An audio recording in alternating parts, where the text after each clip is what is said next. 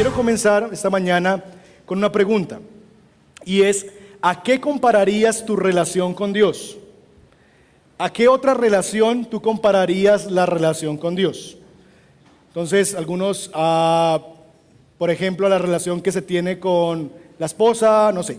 ¿A qué tipo de relación, qué otro tipo de relación que hay entre una persona y otra, tú compararías tu relación con Dios? Comparte con la persona que está a tu lado. Mi relación con Dios es como la relación de...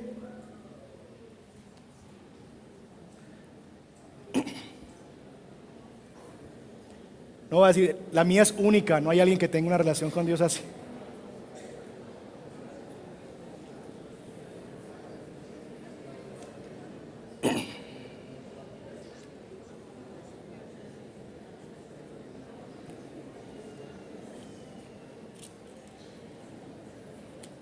¿Lo tienen? A ver, denme ideas. Mi relación con Dios es como un amigo. ¿Por ahí dijeron un amigo? Sin miedo. No hay respuestas equivocadas a no ser que digas algo demasiado zafado. Pero padre e hijo, muy bien. Esposo, muy bien. La Biblia está llena de figuras de cómo se describe la relación con Dios. Ahora bien, mire esta lista y dígame si esto es algo que describe tu relación con Dios. Mi relación con Dios es como la que tengo con un bombero. Usted decir, ay, no. Al bombero yo lo respeto, me parece muy bonito lo que él hace. De hecho, aplaudo la gente que tiene esa vocación de ser bombero y soñaba de niño ser bombero. Pero solamente lo llamo cuando tengo incendios en mi casa. De resto, ¿para qué el bombero? Lo respeto, me parece muy bonito lo que hace, pero solamente lo llamo y lo necesito cuando hay un incendio en mi casa. ¿Es tu relación con Dios como con un bombero? ¿O mi relación con Dios es como con un policía que solamente lo llamas para ponerles quejas de tu esposo, de tus hijos, de tus enemigos, de los que te hacen el mal, y entonces llamas al policía para que él corrija a los enemigos míos, a los que me hacen la vida tan infeliz? Y no llama al policía simplemente para que cuando hay conflicto o hay alguien que no camina como yo quiero, pues el que él resuelva el asunto. ¿Es así tu relación con Dios? Mi relación con Dios es como con un mesero. Yo le hago el pedido y espero que en menos de 30 minutos me traiga lo que yo le pedí, no lo que él se le da la gana. Entonces yo le hago el pedido, le llevo mi cartica y digo, por favor, señor mesero, esto es lo que yo quiero. Y si él me trae otra cosa, me enojo, hago berrinche, le hablo con el gerente del restaurante, me indigno, me paro y me voy. O mi relación con Dios es como con un odontólogo. Espero que no haya odontólogos aquí. Donde solamente voy si es muy necesario, porque realmente no me gusta ir, es muy incómodo ir. Entonces realmente en última instancia voy allá. Pero es muy incómodo ir a él.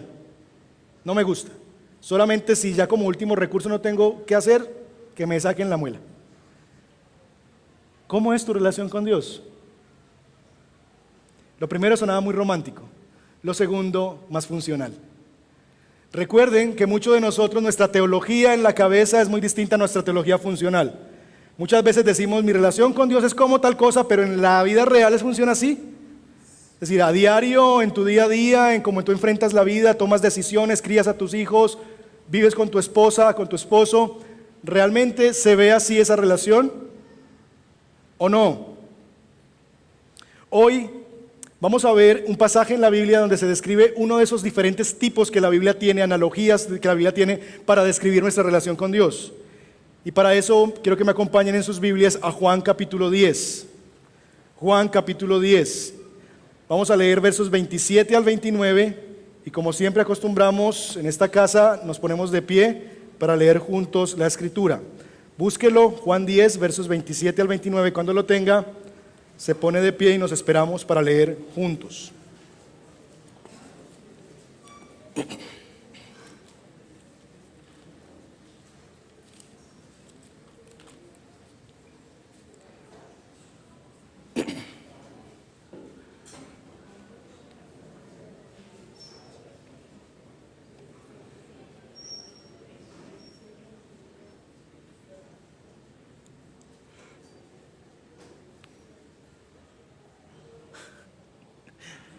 Ok, ¿estamos?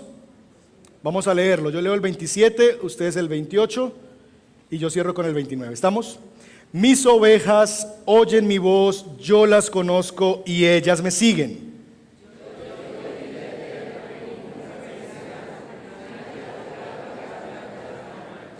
Mi Padre, que me las ha dado, es más grande que todos, y de la mano del Padre nadie las puede arrebatar. Vamos a leerlo nuevamente. Ustedes ahora leen el 27 y el 29 y yo leo el 28. ¿Estamos? A la voz de tres. 1, 2, 3.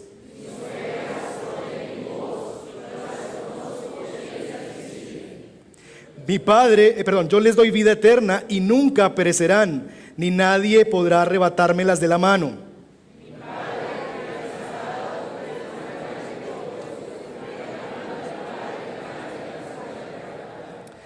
Señor, es nuestra oración que hoy vengas con tu palabra y nos ayudes a entender tu voluntad, o no a entender, sino a confiar en tu voluntad.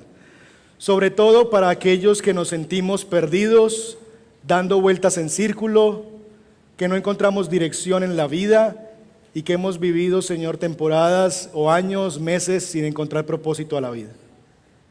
Pedimos que aquellos que entramos en temor cuando pensamos hacia el futuro, hacia lo que viene por delante y nos llena de temor e incertidumbre, hoy nos renueves la confianza, y que aquellos que hemos dejado de vista a nuestro buen pastor, hoy nos recuerdes que necesitamos un pastor que nos guíe.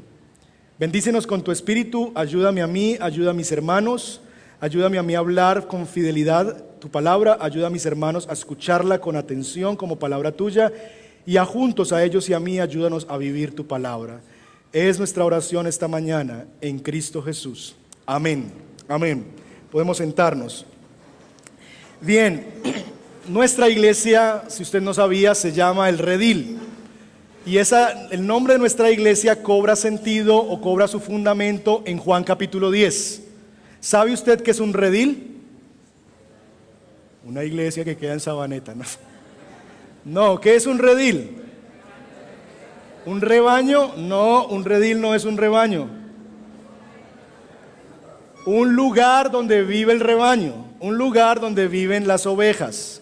El redil es ese lugar. Así que cuando leemos Juan 10, leemos un texto que es muy del corazón de esta iglesia, porque nuestra iglesia tiene sus raíces. Cuando pensaron los que, diríamos en términos bíblicos, los antiguos, pues pensaron en el nombre de esta iglesia, pensaron en un nombre que describiera mucho de cómo esta iglesia iba a percibir a Dios y de cómo Dios iba a ver a esa iglesia. Y entonces la identidad de la iglesia se basó en la figura, en la analogía del pastor y las ovejas. Lo que este pasaje nos está diciendo es que la relación del creyente con Dios debería lucir como la relación de un pastor con sus ovejas. Hay muchas formas que la Biblia describe, ustedes dijeron muchas de esas: padre, hijo, amigo, esposo, pero hoy nos vamos a ocupar de ver cómo la Biblia describe la relación de Dios con su pueblo como la relación de un pastor con sus ovejas.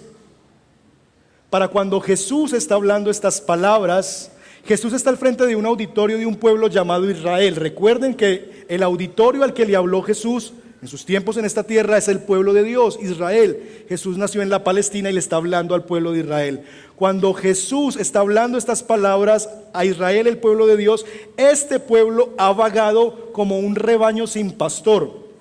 Son cientos de años que este pueblo al cual Jesús les está diciendo estas palabras en Juan 10 ha vivido dando tumbos de un lado al otro.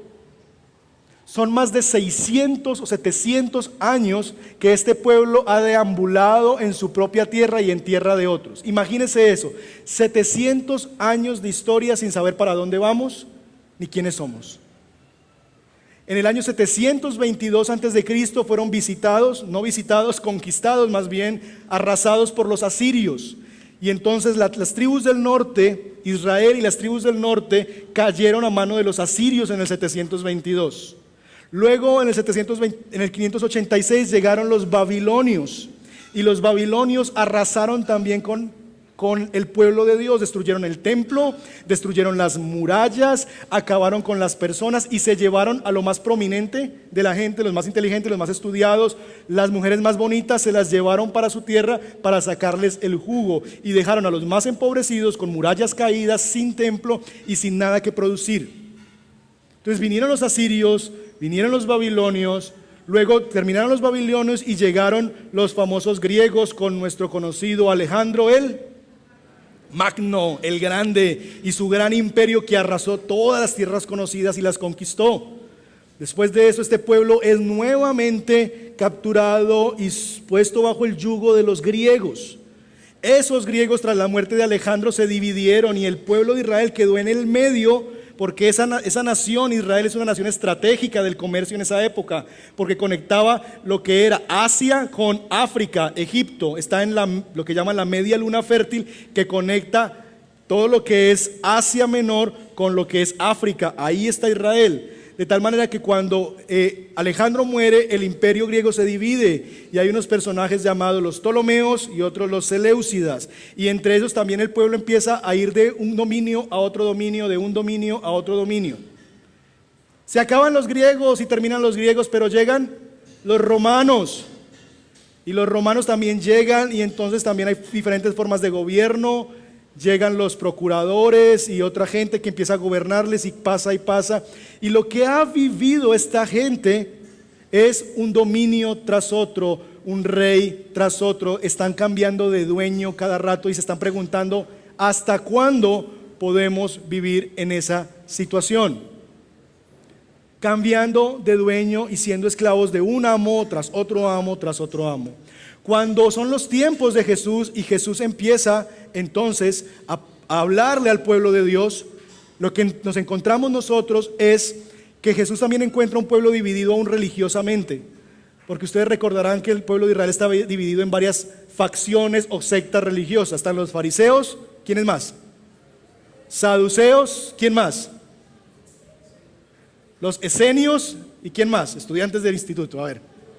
Y los celotes. Por lo menos hay 4 grandes grupos. Cuando Jesús ha venido, el pueblo de Israel ha querido salir de ese dominio muchas veces. Y ustedes recordarán, aquellos que han leído la Biblia católica, hay un libro en la Biblia católica que se llama Primera y Segunda de Macabeos. ¿Lo han visto?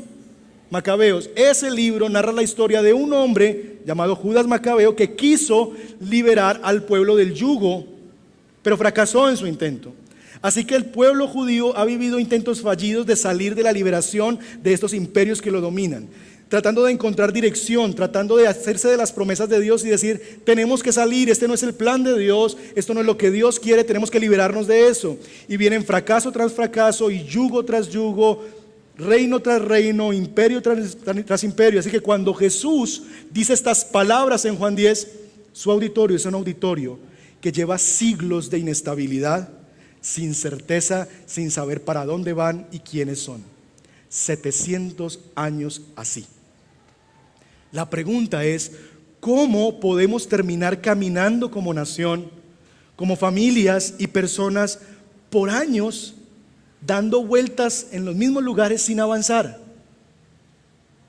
Como perdidos en nuestra propia tierra. ¿Cómo Israel llegó a eso? Y tal vez tú estás sentado esta mañana y estás diciendo, pues no es Israel, yo estoy así, yo me siento igual, perdido, perdida, dando vueltas en un círculo. Mis últimos 10 años han sido repetir el mismo año y no avanzo. Estoy frustrado, todo lo que comienzo no se da, todo lo que arranco termina peor. Y estoy en un asunto de que no sé ni siquiera para dónde voy ni quién soy. Mi vida está vuelta a añicos y lo que estoy haciendo año tras año es ir de vicio en vicio. Era cautivo de la marihuana, del bazuco, ya no lo soy, pero ahora soy alcohólico y ya el alcohol no me sirvió, entonces me volví a las relaciones y voy de novio en novio, de novia en novia, eso ya no me sirvió, entonces me dediqué a mi trabajo y trabajo 14 horas al día. Y vamos dando tumbos, pero nada nos llena, nada nos complace, nos sentimos perdidos. ¿Para qué estoy en esta tierra? Comienzo un negocio, termina el negocio, comienzo otro, termina ese, comienzo otro. Ya tengo el que quiero y sin embargo me siento perdido y no sé para dónde voy yo. Me siento dándole como golpes al viento, errante, sin propósito. ¿Cómo hemos llegado a ese estado? ¿Cómo podemos llegar a vivir sumidos en un estado de sentirnos perdidos, abandonados, sin rumbo? La pregunta sería también, ¿por qué Israel terminó así? ¿Y por qué nosotros podemos llegar a terminar nuestra vida viviéndola así? Pasan los años y no encontramos dirección ni propósito. ¿Por qué una persona, por qué una familia, por qué una nación puede sumirse año tras año en esa clase de vida? Para entender eso, necesitamos recordar un poco de historia y necesitamos tener contexto. Y para eso vamos a ir a un pasaje que nos va a responder esas preguntas. ¿Por qué el pueblo de Dios terminó así y por qué nosotros terminamos así? Acompáñenme en sus Biblias sin perder Juan a Ezequiel capítulo 34. Ezequiel capítulo 34.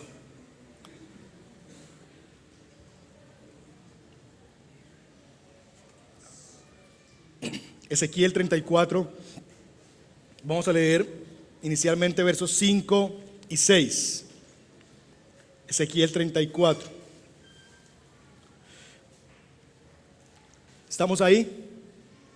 Dice: por eso las ovejas se han dispersado. Recuerden las palabras de Jesús en Juan 10. Mis ovejas oyen mi voz, yo las conozco y ellas me siguen. Yo les doy vida eterna, nunca perecerán, nadie las podrá arrebatar de mi mano. Mi Padre que me las ha dado es más grande que todos y de la mano del Padre nadie las puede arrebatar. Ezequiel está diciendo, por eso las ovejas se han dispersado. ¿Por qué? Por falta de pastor. Por eso están a la merced de fieras salvajes. Mis ovejas andan descarriadas por montes y colinas y dispersas por toda la tierra sin que nadie se preocupe por ellas. ¿Por qué las ovejas están dispersas? ¿Por qué las ovejas están yendo de un lugar al otro? ¿Por qué las ovejas están en los montes descarriadas? ¿Por qué? Por falta de pastor. El texto es muy claro en describir el estado del pueblo. Dice el texto que están dispersas, están a la merced de fieras salvajes, andan descarriadas y no hay nadie que se preocupe por ellas porque están perdidas. En medio de ese estado, lo que Dios dice, y esta es una profecía de Dios a través del profeta Ezequiel, es una denuncia del pueblo en su condición actual, es la razón por la que han llegado a eso es porque no tienen pastor. Cuando la Biblia habla de la relación de Dios con su pueblo, la Biblia lo que está describiendo es la relación de un pastor con sus ovejas. Y el elemento que se describe en esa relación es un elemento de cuidado y dirección. ¿Qué es lo que provee un pastor a una oveja? Dirección y cuidado. El texto nos ha dicho que son esas dos cosas los que le hacen falta al pueblo. Están descarriadas, es decir, no tienen dirección. Están extraviadas, no tienen dirección. No hay quien se preocupe por ellas. No hay cuidado. Lo que está pasando en tiempos de Ezequiel es que el pueblo de Dios se ha quedado sin el cuidado y sin la dirección. Porque lo que se supone que un pastor provee al rebaño es cuidado y dirección. Y como no hay un pastor, el pueblo no tiene cuidado ni dirección. El asunto es que Dios había delegado, como el pastor, Dios había delegado en líderes civiles y religiosos el cuidado y la dirección de su pueblo. Los sacerdotes, los reyes de Israel eran los encargados por parte de Dios, los delegados por Dios para proveer el cuidado, para proveer la dirección del pueblo de Dios. Pero los hombres de Dios, reyes y sacerdotes, habían fracasado en su trabajo. Habían dejado de guiar, habían dejado de conducir, habían dejado de cuidar. Y lo que dice Ezequiel es, si ustedes leen conmigo el versículo 2 de Ezequiel 34, hijo de hombre, profetiza contra las ovejas de Israel y adviérteles, ay de ustedes pastores de Israel, que tan solo se cuidan ¿a quién? A sí mismos. ¿Acaso los pastores no deben cuidar el rebaño? Ustedes se beben la leche, se visten con la lana y matan las ovejas gordas, pero no cuidan del rebaño. Lo que Dios está trayendo es una denuncia hacia aquellos que se suponía que debían cuidar y dar dirección al pueblo, no lo han hecho. Y lo que han hecho ellos es cuidarse a sí mismos, preocuparse de sus propios asuntos y se han olvidado del pueblo. Dios había delegado en los dirigentes espirituales y civiles la dirección y el cuidado del pueblo de Dios, y ellos fallaron en su misión. ¿Por qué fallaron ellos? Porque abandonaron al gran pastor. Y saben, hermanos, cuando nosotros dejamos de seguir al gran y al buen pastor, nos convertimos en ciegos guiando a otros ciegos. Eso fue lo que le pasó a los dirigentes. Eso fue lo que le pasó a los reyes de Israel y a los sacerdotes. Abandonaron al buen pastor. ¿Y qué le pasa a una oveja cuando abandona al buen pastor? Se pierde, se descarría. Y ellos no van a poder cuidar de otros cuando ni siquiera se pueden cuidar a sí mismos porque se han alejado de su buen pastor. Hombres que están aquí, si nos damos cuenta que muchas veces el desastre en el que están nuestros hogares tiene que ver con que en la mayoría de los casos quienes se suponían que deberían cuidar del rebaño, guiar al rebaño, apacentar el rebaño, dirigir el rebaño, que es tu casa como líder que tú eres de tu hogar, se alejaron del buen pastor y lo cambiaron por el control del televisor, por el celular, por el trabajo, por el gimnasio, por lo que sea, por un equipo de fútbol para jugar todos los domingos, el equipo de bolos, el club de yo no sé qué, y abandonaron a su buen pastor por cualquier otra cosa y terminaron alejándose de su pastor. Y entonces hoy te preguntas, ¿y por qué mi matrimonio está así? ¿Y por qué mis hijos no están caminando con Dios? Porque tú, y ustedes saben que doy varilla a los hombres porque Dios nos ha llamado a nosotros a liderar nuestro hogar. Nuestro problema como hombres es el mismo problema desde Adán, y es que nos escondemos. Cuando Dios llama a Adán en el Edén y le dice: Adán, ¿dónde estás? Señor, es que me escondí detrás de estas ramas porque te vi y tuve miedo. Los hombres luchamos con la evasión y no nos gusta ajustarnos los pantalones y entender que Dios nos ha llamado a liderar. Y muchas veces el estado de nuestras familias, el estado de nuestros hogares, la destrucción de nuestras familias se debe a que el pastor, el líder a quien Dios le dio un pequeño rebaño de 2 hijos y una esposa, ese pastor abandonó a su pastor. Y como no está cerca a su pastor, no va a poder tener cuidado y guía. Y como no tiene cuidado y guía y ha abandonado a su pastor, va a ser un ciego guiando a ciegos. ¿Qué le vas a proveer a los tuyos si no tienes nada de Dios? ¿Qué le vas a dar a los tuyos si tú mismo no abres la Biblia por ti mismo? ¿Qué les vas a dar a los tuyos si tú no oras por tu propia alma y por los tuyos? Necesitamos hombres de Dios que se levanten en esta generación de ovejas sin pastor. Hombres que estemos dispuestos a levantar, a doblar nuestras rodillas. La oración no es para las mujeres. Me enerve un poquito la sangre cuando vengo los sábados y veo el grupo de oración y hay 2 hombres y 18 mujeres. Cuando Dios nos ha llamado a nosotros a orar, a dirigir, somos nosotros los que Dios nos entregó las llaves de la familia y dijo: te entrego este rebañito, cuídamelo, porque saben, algún día llegaremos a la presencia del buen pastor y el buen pastor nos va a pedir cuentas por ese rebañito y nos va a decir: ¿qué hiciste con tus hijos y tu esposa? ¿Les modelaste el evangelio? ¿Los llevaste a la palabra? ¿Santificaste a tu esposa con la palabra? ¿Le leíste la escritura? ¿Oraste por ella? ¿Le diste la gracia? ¿La trataste como Cristo trata a la iglesia? ¿Qué hiciste con tus hijos? ¿Les enseñaste a amar a Cristo? ¿Les modelaste que hay que amar a la iglesia y que el Señor es lo primero y estabas cada domingo aquí en la iglesia y les modelaste a ellos que antes que ellos tú tienes un amor más grande que es por Dios? ¿O ellos crecieron pensando que ellos eran lo más importante en la vida tuya y después cuando se alejan de Cristo y dicen: ay, pero ¿por qué? Porque tú les modelaste eso de que ellos eran el centro del mundo y entonces siguen dándose placer a sí mismos cuando llegan a la adolescencia porque la vida se trata de ellos. Mis padres me enseñaron que la vida se trataba de mí, todo me lo dieron, todo era alrededor de la familia. Cuando crecemos, ya no, ellos no me lo proveen, yo me lo quiero proveer a mí mismo. Me voy para mis fiestas, me consigo a mis amigos, ya la familia no me importa, pero sigo en el mismo función, dándome placer a mí mismo, yo soy el centro. Nuestras familias, nuestra iglesia, nuestra sociedad perece porque no hay pastores conforme al corazón de Dios. Hombres que nos paremos en la brecha a cuidar y a pelear por el rebaño que Dios nos ha dado, sino que hemos reemplazado nuestra relación con Dios. y entonces no tenemos que dar en nuestras casas.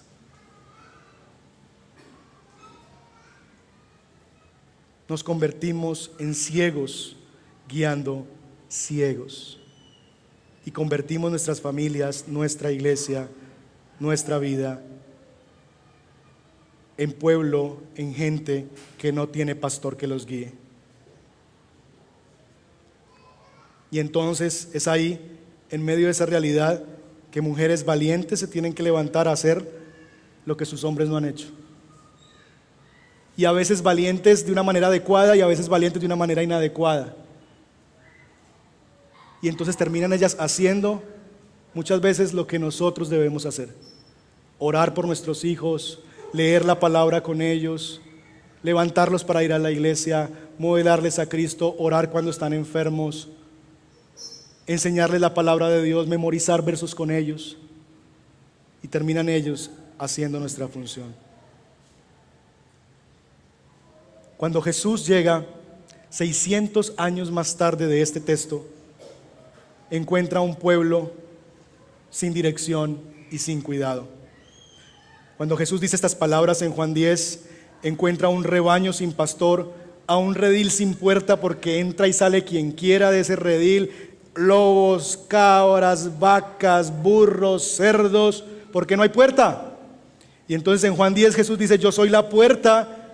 Hay un rebaño que no tiene pastor y anda disperso por todos lados sin dirección. 700, 600 años después de esto, el pueblo sigue en la misma condición, como un redil sin puerta, un rebaño sin pastor, dispersos, perdidos y presa de lobos que andan alrededor de ellos.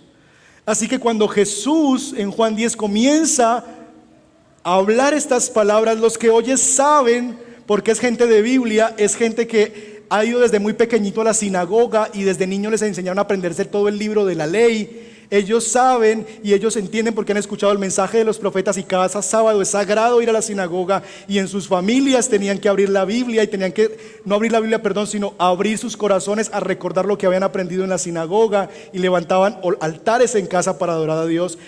Cuando ellos escuchan estas palabras de Jesús, inmediatamente conectaron con Ezequiel capítulo 34. Porque para ellos no es nuevo que alguien les diga que es el pastor. Para ellos no es nuevo esta figura. Ellos recuerdan que un día el profeta dijo esto del pueblo. Así que cuando Jesús hace esas palabras, está hablando también de una denuncia de Dios mismo hacia el pueblo y hacia los que dirigen el pueblo. Pero también el pueblo sabe que no solamente cuando Jesús está hablando estas palabras, está hablando en contra de los dirigentes del pueblo, fariseos, saduceos y demás, que han pervertido al pueblo y que se han alimentado a sí mismos, se han cuidado a sí mismos y no han cuidado al pueblo. Por eso es que a los fariseos les molesta tanto las palabras de Jesús, porque cuando Jesús le está diciendo yo soy el buen pastor, ellos están recordando, nos está señalando a nosotros, como Ezequiel señaló a los profetas de su época que no hicieron su trabajo bien. Así que hay una denuncia contra esa clase religiosa, pero también el pueblo puede recordar. Pero en Ezequiel no solamente se describe que el pueblo está así, sino que en Ezequiel también se nos da promesa de que algún día eso iba a terminar. Algún día esto iba a terminar para el pueblo de Dios. Y el pueblo sabe que Jesús, cuando está diciendo estas palabras, está pensando no solamente en denuncia, sino en esperanza. Porque recuerdan también que Ezequiel 34, verso 11 en adelante, dice lo siguiente. Ezequiel 34, 11 en adelante. Así dice el Señor omnipotente: yo mismo me encargaré ¿de qué? Buscar y cuidar mi rebaño. ¿Quién lo va a hacer? Yo mismo, dice Dios, como un pastor que cuida sus ovejas cuando están dispersas, así me ocuparé de mis ovejas y las rescataré de todos los lugares donde en un día oscuro y de nubarrones se hayan dispersado. Yo las sacaré de entre las naciones, las reuniré de los países y las llevaré a su tierra. Las apacentaré en los montes. ¿Cuáles montes? Los de Israel, no de las otras naciones, en sus propios montes, en los vados y en los poblados del país. Les haré pastar en los mejores pastos, y su aprisco estará en los montes altos de Israel. Allí descansarán en un buen lugar de pastoreo y se alimentarán de los mejores pastos de los montes de Israel. Yo mismo, dice el Señor, apacentaré mi rebaño y lo llevaré a descansar. Lo afirma el Señor omnipotente. Verso 16: buscaré a las ovejas perdidas, Recogeré a las extraviadas, vendaré a las que están heridas, fortaleceré a las débiles, pero exterminaré a las ovejas gordas y robustas. Yo las pastorearé con justicia. ¿Acaso hay algo que tú requieras de Dios que no esté en esta lista? ¿Acaso hay algo que tú necesitas de Dios que no esté en esta lista? Mire los verbos. Él va a buscar, Él va a cuidar, Él va a ocuparse de su rebaño, Él va a cuidar su rebaño, verso 12, Él lo va a rescatar, verso 13, Él lo va a sacar de las naciones, lo va a reunir, lo va a llevar a la tierra, verso 14, les dará pastos, verso 14, los hará descansar en un buen lugar, 15, los apacentará, recogerá las perdidas, vendará las heridas, fortalecerá las débiles. ¿Hay algo acaso que tú requieras para el bien de tu alma que Dios no sea para ti? ¿Hay algo que tú hoy vienes necesitando que no es y que no lo puedes hallar en tu pastor? ¿Hay algo en esta lista en que tú dices, no, esto no es lo que yo necesito? ¡Wow! Grandioso es nuestro Dios. Qué bendición y qué regalo tener a Dios mismo como pastor. Que Él se encargue de nosotros, que Él nos cuida, que Él nos levanta, que Él nos venda, que Él nos guía, que Él nos alimenta, que Él nos sustenta. Ahora bien, Dios mismo hará ese trabajo, pero la pregunta es, ¿cómo lo haría el Señor? Porque esta es una promesa 600 años antes. ¿Cuándo lo hará y cómo lo hará el Señor? ¿Cómo lo hará Dios? ¿Cómo eso será una realidad para el pueblo? Pasaron año tras año, 600 años. Pero el pueblo, cuando también está escuchando las palabras de Jesús en Juan 10, conecta también con la promesa de que algún día eso se iba a cumplir, de que todas esas cosas hermosas que se dicen ahí en Juan 34, 11 al 16, habría un día en que eso sería realidad. Y la promesa y la profecía que ellos recuerdan está en el verso 23 y 24 de Ezequiel. Entonces, les daré ¿qué? Un pastor, mi siervo David, que las apacentará y será su único pastor. Yo, el Señor su Dios, y mi siervo David será su príncipe. Yo, el Señor, lo he dicho. ¿Qué iba a enviar Dios para hacer el trabajo? ¿A quién iba a enviar Dios? A un pastor. ¿Cuál era la identidad de ese pastor? Ahí dice que David, pero David para esta época ya ha muerto. David ya no existe para esta época. En la mente de Ezequiel está la promesa de que Dios le levantaría a David una descendencia y un descendiente que gobernaría las naciones, que gobernaría a Israel con justicia, con vara de justicia, pero también que levantaría no solamente un príncipe que gobierne, sino un pastor que cuide y guíe. Y por eso es tan bello cuando nos encontramos de que Jesús en Juan, en Mateo, en Marcos y en Lucas nos es señalado como el hijo de David. ¿Recuerdan cuando el hombre se encuentra con Jesús y le dice, hijo de David, ten misericordia de mí? Así que cuando nosotros vemos eso, cuando Jesús está hablando estas palabras, lo que el pueblo está pensando es, Él es el hijo de David, Él es ese pastor que Dios prometió desde hace 600 años, que enviaría para cuidarnos, para apacentarnos con ese único pastor, para que Él nos gobierne, para que Él nos cuide, para que Él nos guíe. Imagínense ustedes un pueblo que 600 años después, yendo de reino tras reino, imperio tras imperio, división tras división, encuentra por fin a alguien que dice en Juan 10:27, mis ovejas oyen mi voz, yo las conozco y ellas me siguen, yo les doy vida eterna y nunca perecerán, ni nadie las podrá arrebatar de mi mano. ¿Por qué? Porque mi Padre que me las ha dado es más grande que todos, y de la mano del Padre nadie las puede arrebatar. ¿No les parece que esto debió haber estallado la esperanza de una nación y de un pueblo que dice, por fin llegó ese que va a ser el trabajo que Dios dijo que iba a hacer con nosotros, de guiarnos, de cuidarnos, de apacentarnos. Así que cuando llegamos a Juan 10 esto cobra vida. Y aquí está Jesús diciendo: yo soy el buen pastor.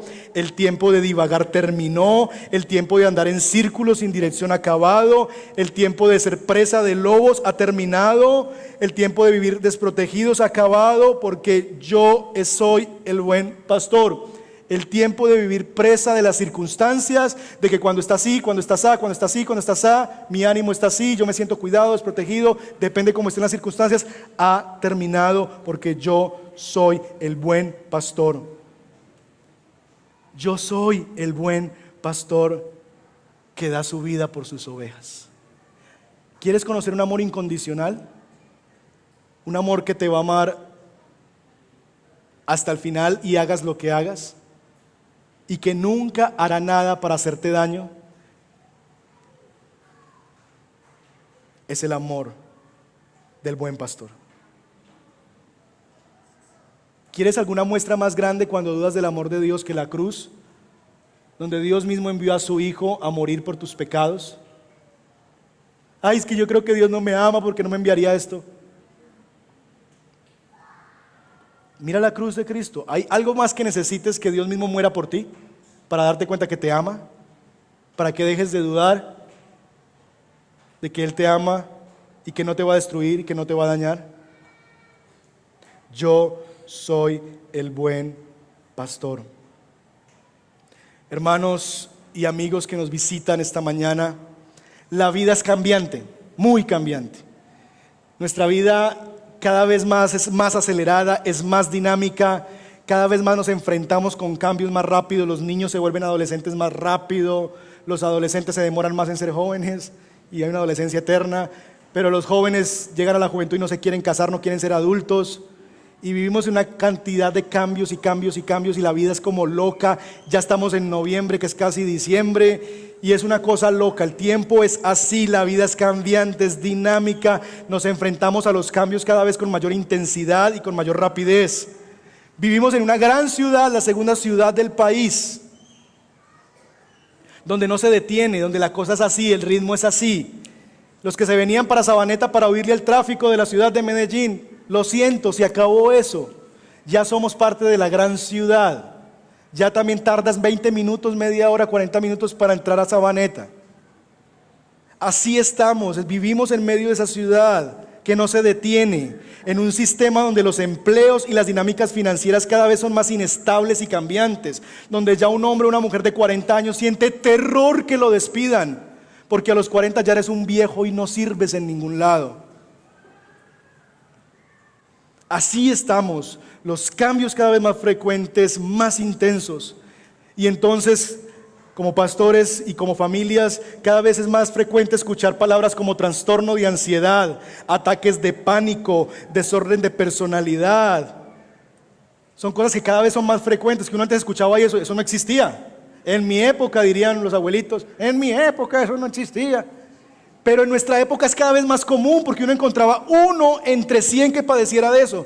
Hoy en medio de ustedes puede haber por lo menos 10 personas que alguna vez haya tenido un pánico, que ha sufrido de pánico y ataque de ansiedad. Es muy común, y en consejería bíblica y pastoral cada vez escuchamos más eso. Gente llegando con esas cosas. Eso que vemos cada vez con mayor frecuencia no da cuenta sino de una sola cosa: vivimos en un mundo de ovejas sin pastor. Vivimos en un mundo de ovejas sin pastor. Un filósofo francés de apellido Triguinet dice lo siguiente: el ser humano se ha convertido en mercancía, en recurso, objeto de cálculo, de explotación y de dominio. El hombre ha descubierto la falacia de que la razón, la técnica, el progreso resolverían todos sus problemas y entonces le conducirían a un estado de felicidad y bienestar. Sigue diciendo: hoy en día las vinculaciones religiosas están más determinadas por las preferencias individuales, ya sean de índole emocional o estético. La iglesia que tiene cierto tipo de música, que va a cierto tipo de personas, que se visten de cierto tipo de manera, donde yo puedo escoger la música, si la quiero jazz, la quiero clásica, la quiero en reggaetón, quiero luces, quiero esto, quiero aquello, la quiero muy seria, la quiero muy... Dice el autor, guiado más por preferencias individuales de índole emocional y estético que por la tradición dogmática o confesional, y dado el importante supermercado religioso y la pluralidad de ofertas que nos envuelve, la religión a la carta empieza a ser una opción para muchos. En otras palabras, mis hermanos, lo que señala este autor es que en medio de una sociedad que abandonó a su pastor, hemos ido en búsqueda de pastores falsos. Y en la modernidad fuimos tras el pastor llamado la razón, porque creíamos en la modernidad que abandonando a Dios, poniendo a Dios en el piso, asesinando a Dios, como dijo, ya sabemos quién lo dijo, matamos a Dios y el hombre es la medida de todas las cosas, que haciendo eso, desarrollándonos científicamente, desarrollando la razón, entonces llegaríamos a la cumbre de lo que es la humanidad y el hombre sería pleno y no necesitaría nada más sino eso, porque la razón gobierna todas las cosas. Pero terminamos siendo, como dice el autor, máquinas, presas del industrialismo, del recorrer tras trabajo, de trabajar y ser máquinas, donde cada vez nos somos percibidos más como máquinas que deben producir y producir, y finalmente no hallamos nuestro gozo y nuestra felicidad. Y el siguiente paso que dio la humanidad es, la modernidad y la razón no nos dieron la razón, tenemos que ir a lo que llamamos hoy posmodernidad, que no es otra cosa sino que cada uno se convierta en su propio pastor y cada uno se diga a sí mismo cómo debe ser su vida, cómo se debe guiar, cómo se debe conducir, qué decisiones debe tomar, porque la medida de todas las cosas soy yo y lo que yo digo es lo que es, porque a mí nadie me va a mandar, porque yo soy un hombre libre. ¿Libre? ¿Te parece que este mundo es libre? ¿Te parece que los miles de hombres encadenados a la pornografía son realmente libres? ¿Te parece que los jóvenes presos de las drogas son libres? ¿Te parece que tu propia vida, yendo de relación en relación, de novio en novia, de novia en novia, eres libre? Pluralidad religiosa, religión a la carta, el resultado está siendo el mismo o peor. Seguimos perdidos en este mundo, seguimos como ovejas sin pastor. Porque ni nosotros mismos, ni un sistema, ni nada podrá hacer lo que solamente Dios puede hacer, y es ser el buen pastor de las ovejas. Pero en contraste a esto, qué consolador es saber que nosotros hemos sido hallados por el buen pastor. Un pastor que estuvo dispuesto a dar su vida por sus ovejas, para asegurar el cuidado de esas ovejas y su dirección. Él, nuestro Señor Jesucristo, se enfrentó al lobo, al enemigo más feroz, como cantábamos hace un momento. Él buscó a la perdida, sanó a la perniquebrada, hizo volver a la descarriada, fortaleció a la débil y nos apacienta y nos guía y nos apacentará y nos guiará. Hermanos, nos enfrentamos como iglesia a un gran movimiento, tal vez el movimiento más importante de nuestra corta historia. 6 años de vida en este lugar, muy cómodo, parqueos a disposición, con vigilancia privada, con la oportunidad de salir de este lugar y comprarme una camisa, un pantalón, la posibilidad de salir y ir al 6º piso a encontrar un restaurante y almorzar. Muchos de nosotros nos sentíamos hasta orgullosos de mostrar nuestra iglesia y abrir esa puerta y decir, aquí estamos. ¡Wow! ¡Qué instalaciones! ¡Qué sillas! Una iglesia en un centro comercial. Estamos ante un cambio porque todo eso ha terminado. Y Dios nos ha movido de lugar. Y ante esa realidad, iglesia, como pastores del gran pastor, queremos recordarles algunas verdades para que cobremos ánimo y nos pongamos mano a la obra.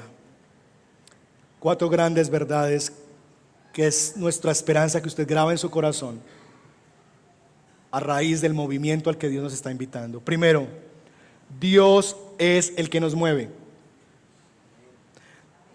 Dios es el que nos mueve. ¿Sabe qué es la belleza de tener un pastor y no un arriero? Que el arriero es muy cómodo, va detrás y si hay un hueco, pues que la vaca lo vea primero y que la vaca se vaya por ahí. Que si hay un abismo, la vaquita se vaya. Pero nuestro pastor no es así, no es un arriero que va detrás cómodo esperando a que el otro vea el peligro, sino que nuestro pastor va delante de las ovejas y si hay un hueco él lo ve y dice, por acá, y las conduce.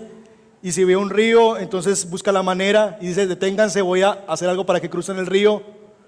Va delante de las ovejas, él ve primero los peligros, él ve primero el camino. Si ve al lobo, él lo ve primero antes que las ovejas y se pone por delante para defender a sus ovejas del lobo, del león o de lo que venga a devorarse las ovejas. Dios va delante de nosotros. El buen pastor habló, mis ovejas oyen mi voz, yo las conozco y ellas me siguen. Dios ha hablado y ha dicho, nos vamos, es tiempo, nos vamos. ¿Qué hacemos las ovejas? Dos cosas, oímos su voz y luego vamos detrás. Dos, Dios conoce el camino. Dios conoce el camino. Lo que les decía, el pastor pisa primero, él conoce el camino. No debemos tener miedo de lo que viene por delante. No debemos tener miedo de lo que viene por delante. ¿Saben por qué? Y grábense esto, y si quieren una frase de la predicación, numeral, frase del sermón, es esta. No nos dirigimos hacia lo desconocido. Jamás tú te vas a dirigir hacia lo desconocido. Nos dirigimos a lo conocido por Dios. Si tú eres una oveja del Señor, jamás te dirigirás a lo desconocido.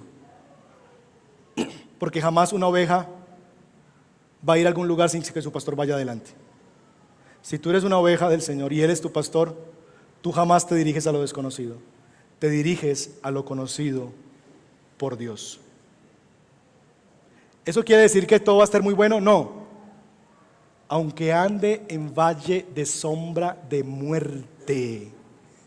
Ay, nos gustaban los delicados pastos, las aguas de reposo. Pero los valles tenebrosos, las noches oscuras del alma, donde parece que vamos a morir y desfallecer, ahí también nos dirige el pastor. Pero, ¿qué debemos hacer nosotros? ¿Qué hace una oveja? No temeré. ¿Por qué? Salmo 23, porque tú estás conmigo.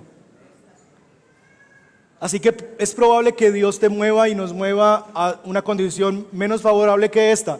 Y eso no significa que Dios no estaba en eso. Porque aun si Dios nos dirige a un escenario de necesidad, de aflicción, a valle de sombra de muerte, no debemos temer porque Dios está con nosotros. 3. Caminamos confiados. Dice Juan 10 que ni una sola de ellas se perderá. Dice Juan 10 que nadie las arrebatará de mi mano. ¿Usted se imagina lo que es un lobo peleando con Dios? Un gatito, una mascotica, un French Poodle de un mes, así se ve. O un pinche de esos que ladran más. Así se ve un lobo cuando nuestro pastor es el Señor. De tal manera que podemos caminar confiados de que no se va a perder ni una oveja, de que nadie las va a arrebatar de nuestra mano. No debemos temer a que las ovejas se irán de este redil. Las que son de este redil del sur irán tras el pastor del redil del sur. ¿Saben por qué? Porque tengo confianza en Dios y tenemos confianza como pastores en Dios de que estas ovejas no buscan una iglesia cerca de su casa, sino que buscan una iglesia cerca de la Biblia. Y si la iglesia se va a donde sea y lo más lejos y a la punta de cualquier vereda, allá llegaremos, aunque nos toque coger un bus más, pagar un poquito más de taxi, al que el parqueo no sea tan cómodo y el carro se caliente porque no esté echado. Porque yo no busco una iglesia cerca de mi casa, yo busco una iglesia cerca de la Biblia. Y finalmente, no nos quedemos quietos. Las ovejas oyen la voz, pero hacen algo más. Siguen al pastor. Así que hermanos, movámonos con gozo hacia donde nuestro buen pastor nos está dirigiendo. Y yo quisiera animarles de parte de Dios. A veces los cambios activan cosas en nosotros. Los cambios a veces son positivos porque traen nuevas dinámicas, nuevas necesidades, nuevas realidades. Gente que ha estado sentada ahí por meses se activa en servicio. Aprovecha este cambio como un momento de Dios para que tú también cambies y renueves tu relación con Dios y con este redil. Vamos a ser desafiados de muchas maneras. Vamos a requerir ahora, si nos vamos a cualquier lugar que sea, un comité de seguridad y parqueo, que eso no existía para nosotros. Vamos a tener que crear eso y necesitamos manos. Vamos a requerir una cantidad de cosas. Vamos a tener que movilizarnos, ir a pintar el lugar. Vamos a tener que ir a organizar. Vamos a tener que empacar. Necesitamos movernos. Que este cambio sea usado por Dios para que tú actives tus dones para la gloria del Dios y el bien de este redil donde Dios te ha puesto. Pero esto no solamente tiene aplicaciones para la iglesia, tiene aplicaciones para tu propia vida. Y la pregunta es, ¿te sientes perdido? Esta mañana vienes con la sensación de que estás más perdido, como dicen, que Adán el día de la madre, que no tienes para dónde ir, a dónde acudir, que tú dices, pastor, la verdad, estoy muy confundido, muy enredado y llevo meses, años así. ¿Te sientes perdido? Si la respuesta es sí, y te sientes dando vueltas en círculos y que los últimos años de tu vida han sido lo mismo y que no has salido de ahí, mi pregunta es, ¿has dejado a tu buen pastor? Porque recuerden, mucho de lo que no camina bien en nuestra vida es porque no está caminando bien nuestra relación con Dios. Mucho de sentirnos perdidos, angustiados hacia el futuro, temerosos hacia el futuro, perdidos y sin rumbo, es tal vez porque no tenemos al pastor cerquita y hemos dejado de oír su voz y hemos dejado de seguirlo. ¿Cómo está tu relación con Dios? ¿Te estás acercando a Él? Si toda tu relación con Dios se resume a la aplicación del celular, YouVersion, que es maravillosa y es un regalo de Dios, al versículo que te sale cada día ahí, si esa es tu relación con Dios a diario, mi amigo, mi amiga, no puedes pretender no sentirte perdido o perdida. Si tu única relación con Dios, la única vez que abres la Biblia es cada vez que vienes a la iglesia, un domingo, o a un grupo de la EVI, ¿cómo pretendes sentir que estás orientado si no le estás caminando a tu buen pastor? Si no estás escuchando la voz de tu buen pastor, si no le estás hablando a tu buen pastor, si ya hace mucho rato perdiste hasta la sensibilidad de escuchar su voz y ya los sermones te parecen canzones, porque perdiste hace mucho rato la voz de tu pastor y ya ni puedes discernir que es su voz. Si te sientes una oveja del Señor, jamás se puede sentir perdida si tiene una relación con su pastor. No quiere decir que todo en su vida será cómodo. Quiere decir que aunque ande en valle de sombra de muerte, está confiado y no teme, porque Dios está de frente. ¿Cómo está tu relación con Dios? ¿Cómo está tu vida de oración? Yo les decía, no sé si ya lo dije aquí o fue en el primero, a veces me confundo, pero me da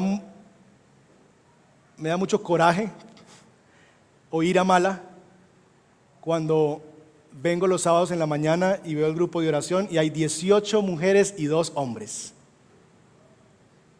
Y me da coraje porque la oración no es una labor de mujeres, hombre. También de mujeres, pero no solo de mujeres. ¿Dónde estamos nosotros? Yo trabajo, muchas de ellas también, y salen para su trabajo después, llegan una horita y se van. ¿Dónde estamos? ¿Alguien me puede dar el dato de cuántos facilitadores son? ¿En total? ¿20? ¿Y cuántos hombres hay? 1. Y están todo el día las mujeres allá de pie, recibiéndonos a nosotros, organizando las sillas, haciendo fuerzas, cargando la cafetera. ¿Dónde estamos los hombres? Este es un llamado también para que, si tú eres un hombre de Dios y eres un creyente y dices serlo, Teología funcional. Actuemos como hombres de Dios. Y hagamos lo que Dios nos ha llamado a hacer. Y dejemos de escondernos tras las ramas, tengo mucho trabajo, es que tal cosa. Todos tenemos que hacer algo en la vida. Todos. Y el punto es, no tienes que estar aquí 24/7. Pero tienes que por lo menos el día del Señor, que sea el día del Señor. Y si lo único que puedes darle al Señor en servicio es un domingo, busca un ministerio que sirva un domingo. Tenemos 120 miembros, 70 son mujeres y como 80 mujeres y 40, 30 hombres. Y no es porque nos falten hombres, aquí hay muchos. Pero estamos escondidos detrás de las ramas, como pastores, engordándonos a nosotros mismos, cuidándonos a nosotros mismos y no cuidando a otros. Cuidado, y esto me lo digo a mí mismo, cuidado porque Dios, hombres, nos va a pedir cuentas por nuestro pequeño rebaño, familia e iglesia. Porque el liderazgo de la iglesia Dios se lo entregó a hombres también.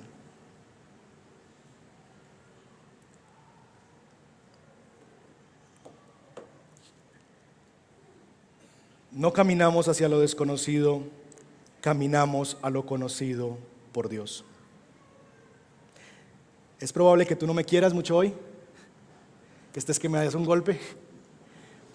Está bien, te pongo la otra mejilla. Yo mismo me lo tengo que dar, porque yo mismo me siento muchas veces lleno de miedo en estos asuntos. Y lo que descubro es, y Dios me habló muy, muy bravo en segundo libro de Reyes, capítulo 2, verso 1, y Dios me dijo: ¿estás chillando mucho? Sé valiente y pórtate como hombre.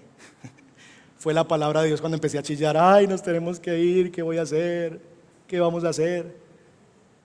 Sé valiente y pórtate como hombre. Así que cuando les doy varilla me la doy a mí mismo. Quiera Dios que su palabra dé fruto y usted no salga diciendo: pastor, qué sermón. Gracias por eso, aprecio su afirmación, pero lo más importante y mi corona será si esta iglesia vive lo que predica.